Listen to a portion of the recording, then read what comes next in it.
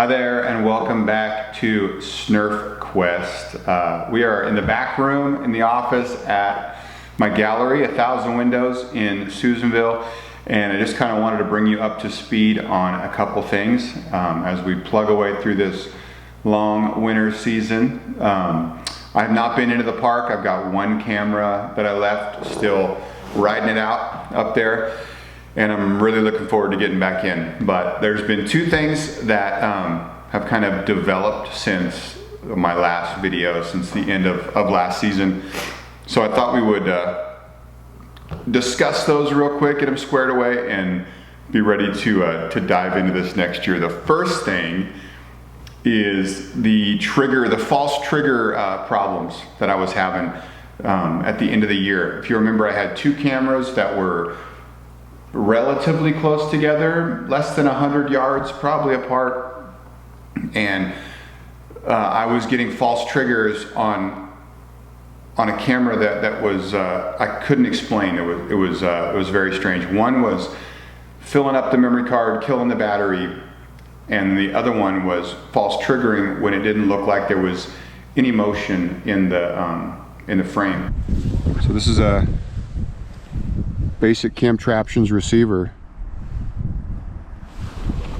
You know, got a battery pack wired to it, and it's wired to the camera,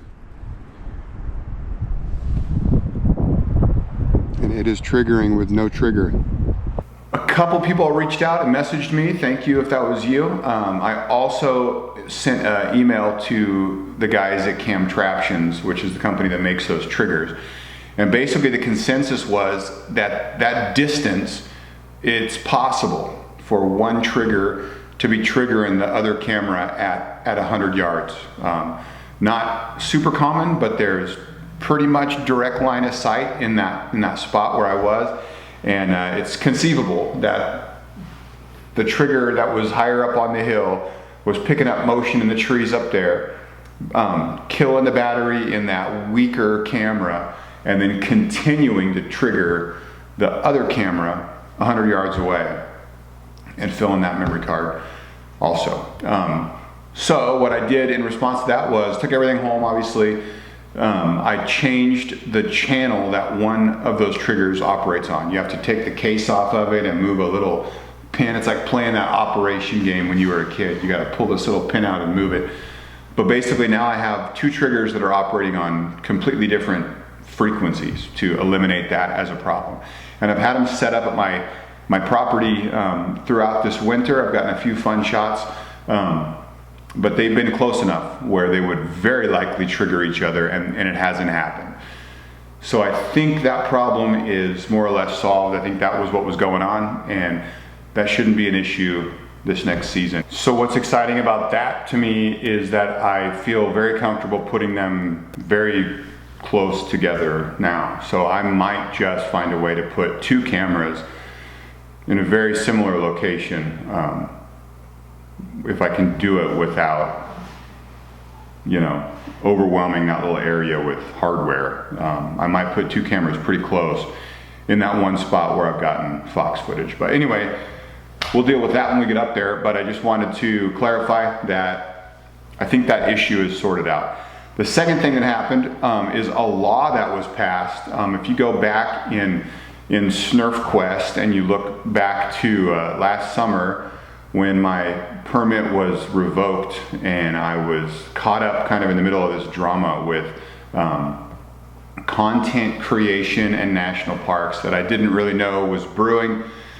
But to kind of summarize really quickly, the National Park Service basically decided at a federal level that any content that was being created in a national park that could potentially be monetized was the same thing as recording like a movie, motion picture, or a TV commercial, or some much bigger production within the national park. So it fell under the same permitting guidelines, the same regulations, and a whole bunch of, you know, travel YouTube channels and people that lived, you know, in RVs and traveled the country filming videos in national parks were really affected by this and were all of a sudden breaking the law if they were recording any content in a national park.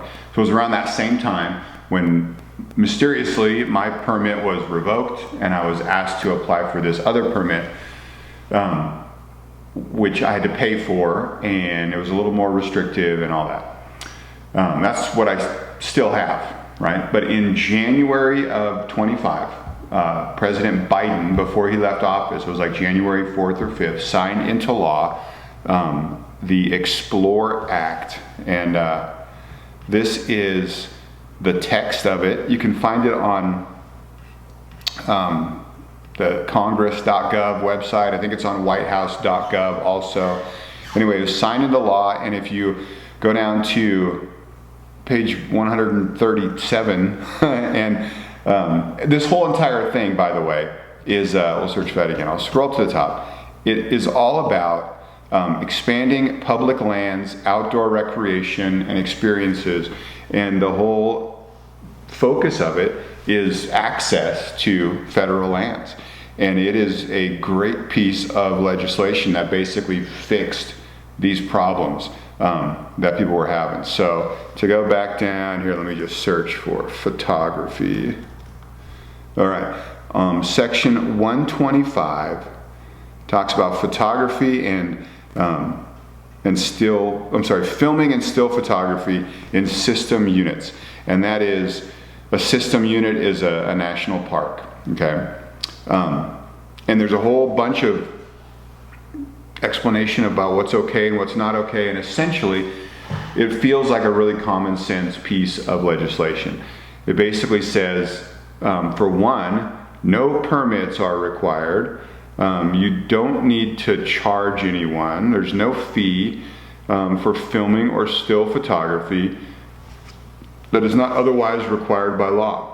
If it involves fewer than 6 people on the film crew, and if it meets all these requirements. And then there's a whole list of requirements, which are things like you're not, setting up a massive set. All of your stuff that you're bringing in is like tripods and small things. And one factor is you're not affecting the use of the park to other people. And it's very common sense in the way that it says basically if you're interfering with other people's enjoyment of the park, you can't do that. If you're not, you can do that. And at any rate, it feels like a win for all these people who were affected by this other law. For my particular situation, it is a little bit of a mystery because I'm leaving equipment in the woods, right? And that is not something that is covered by this. Basically, if you want to film something for your YouTube channel, you can do that. They don't want you, in a huge crowd of people. Like, let's say you're on the boardwalk at Old Faithful and you're, trying to get people to move out of your shot and recording something. You can't do that. You have to go, 100 yards away and do it where you're not affecting everybody else's time. But it doesn't address leaving things like camera traps in the woods. So that's going to come down to the national park itself, Lassen Park, that I'm working in, right? I emailed the guy that issues the permits and the guy that I've dealt with the last couple seasons to ask him what this means for my permitting process. I'll go through whatever hoops I have to go through. Right now I'm paying for this permit, and this piece of legislation is very clear that that's not the deal anymore. They basically can't charge you for a permit fee, which is nice. I mean, I go buy an annual pass to Lassen Park anyway, but the permit fee on top of that is kind of frustrating. They can require a permit for something like leaving, cameras in the park. So as I read this, what I take it to mean is Lassen Park has to come up with their own permit policy on what they want to allow me to do. And I'm guessing they will come down and say the same rules, right? Like, you can't be in the designated wilderness and that kind of thing. What they can't do, it looks like, is charge me to do it. And they can't, it doesn't look like they can't keep me from doing it. I mean, this piece of legislation is very much public access. It's your national park. So I just emailed him, I asked him, what does this look like? And then, of course, in the meantime, we switched presidents. President Trump is in office now, and there's been this huge amount of federal worker layoff stuff going on. And however you feel about that, it's affecting, obviously, all the inner workings of something like this. And I'm sure this issue is very much not a priority in the offices at Lassen Park right now, and that's fine. The permit that I have is in place until I believe the end of May. So I have time, I can get back up in there and sort it out as it comes. But I just wanted to follow up on that because it was such a big hit to this whole thing when it came up. And I did do a whole video on it, and I wanted to follow up and say that is basically resolved. And it seems like a big win in terms of people that were really affected by that in a big way, being able to go in and record content in a national park. So there's no regulation there anymore as far as what you put on YouTube or whether you needed a permit when you did it. So I'm curious to find out if people that were actually fined are gonna, see any kickback from that process, or how that's gonna work, but probably not. Anyway, that's where we're at. I will be getting up into Lassen Park as soon as the snow lets me. It's been a slow winter in the lower elevations, but actually the snowpack in the higher elevations is just about average. So it'll be a while. It'll be a long time before the road opens and all that, but I am looking forward to getting in and proceeding with this thing again. Also, just this week it was announced that my photo of an otter diving into Lake Almanor was the Sierra Nevada Conservancy winner in the 2024 California Wildlife Photo of the Year contest, which is super fun. It's not the photo of the year, it was basically the first runner-up in that contest, which is a big honor and super fun. I was just announced all over social media, and I got a very cool proclamation from my local county board of supervisors, and just a big honor anyway to be awarded in that. So that's fun.